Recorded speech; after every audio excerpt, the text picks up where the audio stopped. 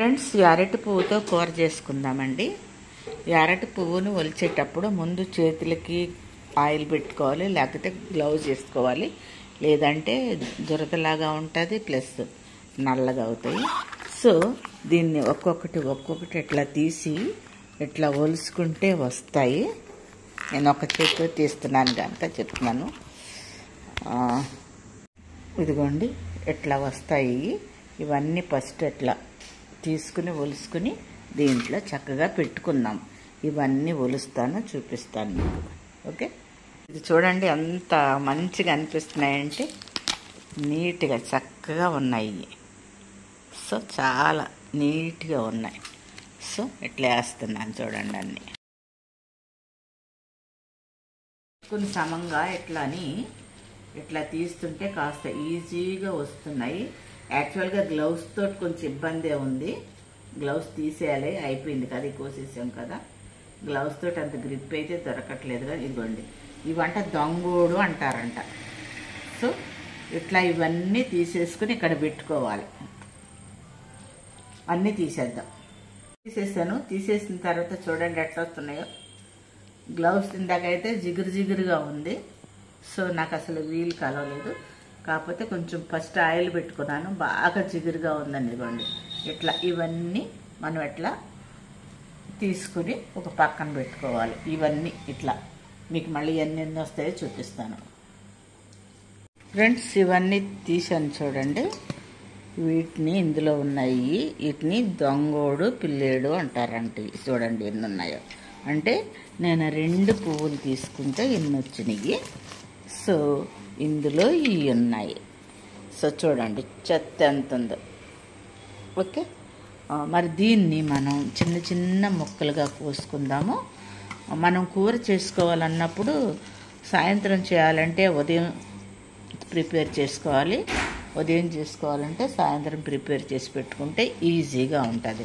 So ఇవి కోసుకున్న తర్వాత కూర చేసుకుంటూ దీంట్లో ఉన్న బెనిఫిట్స్ మనం మాట్లాడుకుందామండి. ఇవి కట్ చేసుకుందాం, చిన్నగా కట్ చేసుకుందాం. ఇవి కట్ చేసుకున్నాము. ఒక 3-4 సార్లు కడుక్కుందామండి. ఇవన్నీ అరటి పువ్వు కోసింది జిగురుగా ఉంటుంది కనుక 2-3 సార్లు కడుక్కొని రంధ్రాల గిన్నెలో వేసుకోవాలండి. ఇది కడుగుతున్నాను చూడండి. నేను చూడండి, ఇది కడిగాని నీళ్ళు వేసుకుంటే ఇట్లా నీళ్ళన్నీ పోతాయి. ఇప్పుడు మనకు కావాల్సిన కూరకు కావాల్సినవన్నీ అరేంజ్ చేసుకుందాం. తీసుకుని నేను ఇందులో వేసుకున్నాను ఉడకబెట్టడానికి. దీంట్లో మంచినీళ్ళు వేసి ఉడకపెడదాము. ఇప్పుడు కడిగిన నీళ్ళు ఓడిపోయి మళ్ళీ మంచినీళ్ళు పోసాను. దీంతో మనం ఉడకబెట్టుకుందాము. ఉడకబెట్టుకున్న తర్వాత ఈ నీళ్లు వంచేస్తాం కనుక ఎంత ఎక్కువ వేసుకున్నా ఇబ్బంది అయితే లేదు. స్టవ్ ముట్టించాను, ఉడుకుతున్నాయి. ఇవి మెత్తగా అయ్యే వరకు ఉడకబెట్టుకుందాం. ఇవ్వండి.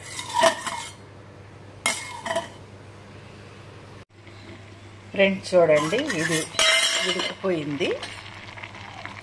ఇదిగోండి, మనం ఇట్లా చూస్తే ఇదిగో చూడండి ఇట్లా వచ్చేసింది. ఇదిగోండి. సో కనుక ఇవి తీసుకుని మనం నీళ్ళు వడకట్టేసుకుందాం. చూడండి, ఇది కాస్త నీళ్ళన్నీ పోయిన తర్వాత చూడండి రంధ్రాలు దీనికి కదా. నీళ్ళన్నీ పోయిన తర్వాత దీన్ని కూర చేసుకుందాం. ఫ్రెండ్స్, మనం ఇప్పుడు అరటి పువ్వు కూర చేసుకుంటున్నాం కదండి. కొంచెం మనకి సరిపడినంత నూనె వేస్తున్నాను. సో ఓకే, నూనె కాగింది కనుక ఇందులో కాస్త ఒక గుప్పు పల్లి వేసుకుంటున్నాం. అట్లాగే కరివేపాకు,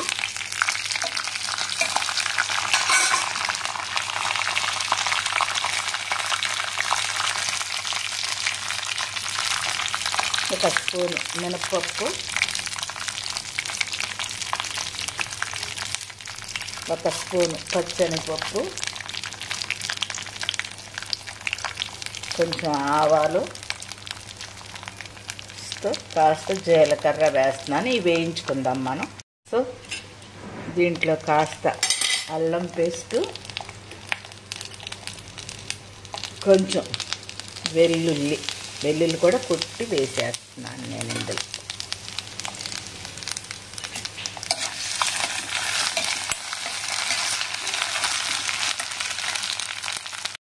ఫ్రెండ్స్, దీంట్లో కాస్త పచ్చిమిరపకాయ పేస్ట్ వేస్తున్నా. పచ్చిమిరపకాయలు వేయకుండా పచ్చిమిరపకాయల పేస్ట్.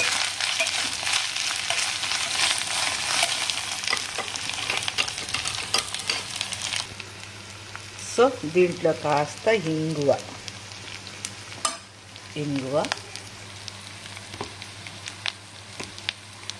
కొంచెం పసుపు, సరిపడినంత ఉప్పు. సో ఫ్రెండ్స్, ఇవన్నీ వేగినాయి కదా. దీంట్లో ఇప్పుడు మనము ఉడకబెట్టుకుని వడకట్టుకున్న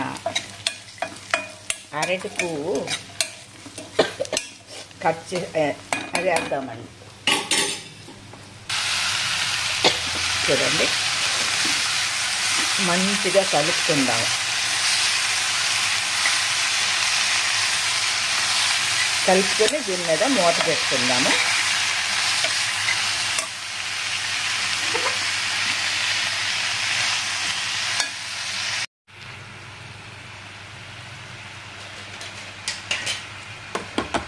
సో ఫ్రెండ్స్, ఇది మంచిగా కలుపుకున్నాం కదా. దీని మీద మూత పెట్టుకొని ఈ తడి మన అరటి పువ్వు ఉడకబెట్టుకున్నాం కదా, అది కాస్త డ్రై అయ్యే వరకు ఇది మూత పెట్టుకొని ఉంచుకుందాం. Few minutes only. ఫ్రెండ్స్ చూడండి, ఈ నీరంతా అరటి పువ్వులో ఉన్న నీరంతా పోయే వరకు దగ్గరగా మనం వేయించుకుంటే మన అరటి పువ్వు కూర రెడీ అయిపోయినట్టే. సో దీంట్లో కాస్త ఉప్పు, నేను ఆల్రెడీ పచ్చిమిరపకాయ పేస్ట్ చేసేటప్పుడు వేసాను, తర్వాత కొంచెం వేసాను సరిపడినంత. సో పచ్చిమిరపకాయ కారం వేసాను కనుక నేను కారం వేసే ప్రసక్తి లేదు ఇందులో. సో ఇది దగ్గరకు వచ్చే వరకు, మనం డ్రై అయ్యే వరకు ఫ్రై లాగా కాసేపు చూద్దాం. దీంట్లో బెనిఫిట్స్ కూడా చెప్పుకుందాం మనం. సో ఫ్రెండ్స్, మన కూర రెడీ అయిపోయింది. మరి ఇప్పటి వరకు ఇదిగో చూడండి, ఇట్లా డ్రై అయిపోయింది. చూడు, నీరంతా పోయింది, ఫ్రై అయింది. సో దీంట్లో ఏమేమి ఉపయోగాలు ఉన్నాయో చూసేద్దామా. ఈ అరటి మనకి దేవుడిచ్చిన వరం. నిజమే, ఈ సృష్టిలో అన్నీ దేవుడిచ్చిన వరమేనండి మాకు. దేవుడి ఇవ్వని ఏమున్నాయి చెప్పండి. అందులో ఇది ఒకటి.